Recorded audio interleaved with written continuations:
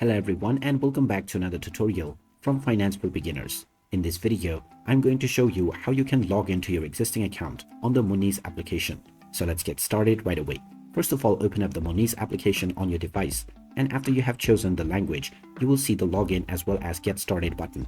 Go ahead and tap on the login button to log into your existing one. Now you will be prompted to enter your email address. Just type in the email address that you have used while signing up for your account and then tap on the login button. You will then be asked to check your inbox and tap on the approve phone button.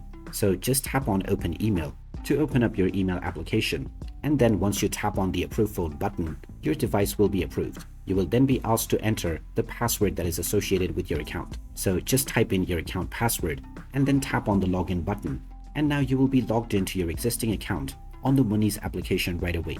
So there you have it. That is how easy it is to log into your existing account on the Monese application. If you find this video helpful, don't forget to hit that like button and subscribe to our channel if you haven't done so already. Also ring that notification bell for more useful tips and tutorials.